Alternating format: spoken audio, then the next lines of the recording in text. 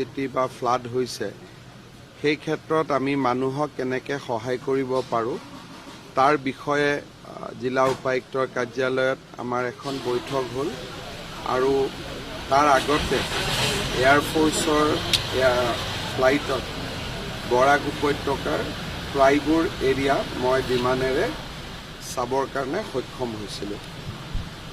আমাৰ ইয়াতে শিলচৰত ৰাইজক সহায় কৰিবৰ কাৰণে NDRF-এ কাম কৰি আছে, SDRF-এ কাম কৰি আছে আৰু আমাৰ আৰ্মীয়ে কাম কৰি আছে। অহা কালি আৰ্মীৰ আৰু ইয়াতে জোৱান বা আৰ্মীৰ কলাম ইয়াতে আৰু আহিব যাতে অহা কালিৰ পৰা আমি সাহায্য আৰু পুনৰ সংস্থাপনৰ কাম আমি যাতে আৰু বেছিকৈ কৰিব পাৰোঁ। এপাৰ্ট ফ্ৰম ডেট গুৱাহাটীৰ পৰা আমি পানীৰ বটলে হওক বা আন যিখিনি প্ৰয়োজনীয় বস্তু সেই গোটেইখিনি আমি এয়াৰক্ৰাফ্ট দি অহাকালিৰ পৰা আনিবৰ কাৰণে ঠিক কৰিছোঁ। ডেইলি 1 লাখ বটল পানী আমি শিলচৰত আনিবৰ কাৰণে চেষ্টা কৰিছোঁ আৰু আজি গুৱাহাটীৰ পৰা APDCL-ৰো ইঞ্জিনিয়াৰসকল আহিব যাতে ট্ৰেন্সফৰ্মাৰবিলাক যিমান পাৰি সোনকালে আমি ৰিচাৰ্জ কৰিব পাৰোঁ। ৰিলিফৰ ক্ষেত্ৰতো ডিচিক মই কৈছোঁ যে গোটেইকেইটা ৱাৰ্ডত স্থানীয় ৰাইজক সহযোগৰ লগত লৈ আমি মেক্সিমাম ৰিলিফৰ অপাৰেশ্যন কৰিব লাগে আৰু কোনো ধৰণৰ নীতি নিয়মৰ মাজত নোসোমাই ৰাইজক যিমান পাৰোঁ আমি সহায় কৰিব পাৰোঁ। যদি নতুনকৈ বৰষুণ নহয় মই ভাবোঁ যে অহা 2-3 দিনৰ ভিতৰত পৰিস্থিতি উন্নত হ'ব। অহা কালি আমাৰ শিলচৰত বা কাছাৰ জিলাত ৰিলিফৰ কামত সহায় কৰিবৰ কাৰণে 10জন নতুন অফিচাৰো আহিব যাতে ডিচিক হেল্প কৰিব পাৰে আৰু ময়ো আহি থাকিম। গতিকে মই ভাবোঁ যে অন্ততঃ নেক্সট 48 আৱাৰ্ছৰ পৰা পৰিৱেশটো ভাল হ'ব, প্ৰভাইডেড এইটোৱে যে নতুন বৰষুণ হ'ব নালাগে।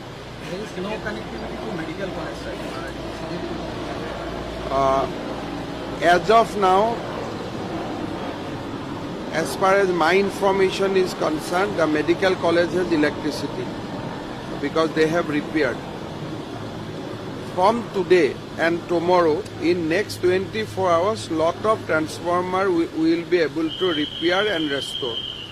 But the transformer which are underwater, that will be difficult to give surge because that might lead to some accident.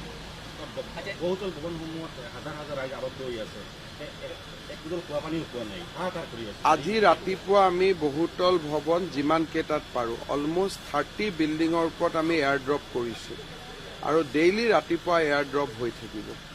কিন্তু কিছুমান এনেকুৱা আছে যে ওপৰত ইলেক্ট্ৰিচিটি আছে, টাৱাৰ আছে, তাতে ফ্লাইটটো ৰখিব নোৱাৰে। কিবা এটা এয়াৰ ড্ৰপ কৰিলে তাৰ আগত ফ্লাইটটো ৰখি দিব লাগে, সেইখিনি নোৱাৰে। গতিকে তথাপিতো যিমান পাৰে আজি ৰাতিপুৱা 30 বিল্ডিঙৰ ওপৰত এয়াৰ ড্ৰপ হৈছে আৰু এইকেইটা দিন কণ্টিনিউৱাছলি এইটো চলি থাকিব।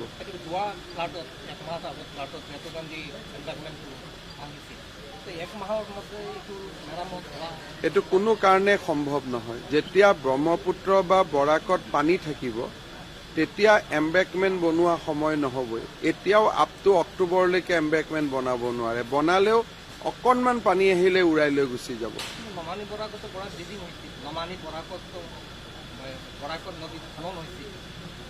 এটা খনন হ'ল, তথাপিতো পানী বেছি আহিলে আৰু নমামিকটো নামানিব নহয়।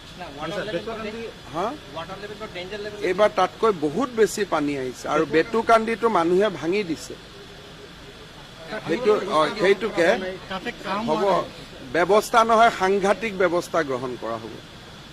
ব্যৱস্থা নহয়, সাংঘাতিক ব্যৱস্থা। যেনেকে মাজে মাজে বৰাকত হৈ আছে তেনেকুৱা সাংঘাতিক ব্যৱস্থাই হ'ব। পাৰ্মানেণ্ট চলিউশ্যনটোতো কোনোবাই এডভাইচ দিলে যে এনেকে কৰিলে পাৰ্মানেণ্ট হ'ব, we are most one to do it. কিন্তু যেতিয়া পাহাৰৰ পৰা পানী আহে আৰু মানুহে যেতিয়া মথাউৰি ভাঙি দিয়ে তাত কি পাৰ্মানেণ্ট ব্যৱস্থা হ'ব পাৰে? কালি ধৰক আপুনি পাৰ্মানেণ্ট ব্যৱস্থাই কৰিলে, 10জন মানুহে গৈ ভাঙি দিলে, তেতিয়া তাত কি ব্যৱস্থা হ'ব? এইটোতো হোৱা ফ্লাড নহয়, ইটো ৱাজ ফ্লাড ক্ৰিয়েটেড ফ্লাডত কি ব্যৱস্থা হ'ব পাৰে? যদি নেচাৰে কৰে আপুনি কিবা এটা চিন্তা কৰিব পাৰে, কিন্তু মানুহে যদি ভাবে মই পানীটো লৈ আহিম বুলি, তেতিয়া আপুনি কাক বচাব পাৰিব? মই ইয়াৰ পৰা যিমান ভিডিঅ' পাইছো, মানুহেতো নিজেই কৈ আছে যে আমি ভাঙি দিছো বুলি। গতিকে মানুহে ভাঙি দিলেতো তাত কোনো টেকনলজি কাম নকৰিব। আগৰ পৰা সতৰ্কবাৰ্তা দিয়া হৈছিল, এই যে ভিতৰৰ যিবোৰ আৱাসিক মানুহ আছিল, আৱাসিক অঞ্চলৰ বহুতো ভৱনৰ ফ্লেটৰ মানুহ আছিল, সেইবোৰ মানুহ আগৰ পৰা কিয় ওলাই আনাৰ ব্যৱস্থা কৰা? তেখেতসকল এতিয়া আমি গভৰ্ণমেণ্টে ৱাৰ্ণিং দিব পাৰে, কিন্তু মানুহ অহা নহা এইটোতো ৰাইজৰ নিজৰ স্বাধীনতাৰ ভিতৰত হ'ব নহয়। আপুনিতো ৰাইজক লৈ আহিব নোৱাৰে। চৰকাৰী ভাষাত এডভাইজাৰী দিব পাৰে। DC এডভাইজাৰী দিছে গধূলি 6টা বজাত যে বেটুকান্দি দি পানী আহিছে, আপোনালোক ওলাই আহক। মানা আৰু নামানা সেইটো পাব্লিকে গভৰ্ণমেণ্টে কেনেকৈ, আপুনি যদি ঘৰৰ পৰা কয় যে মই ওলাই নাহোঁ, আপুনি কেনেকৈ উলিয়াই আনিব? মানুহকতো আপুনি জোৰ কৰিব নোৱাৰে। এইটোতো আপ টু পিপুল। গভৰ্ণমেণ্টে এডভাইজাৰী দিব পাৰে, কিন্তু মানুহ ওলাই নাহাটো এইটো মানুহৰ নিজৰ চিন্তা যে নহয় মোৰ বিল্ডিং আছে, মই ছাটত থাকিম বা মোৰ ব্যৱস্থা মই নিজে কৰিম, গভৰ্ণমেণ্টে নালাগে। তো মানুহৰ চিন্তাধাৰাৰ ওপৰতো গভৰ্ণমেণ্টে প্ৰভাৱ পেলাব নোৱাৰে।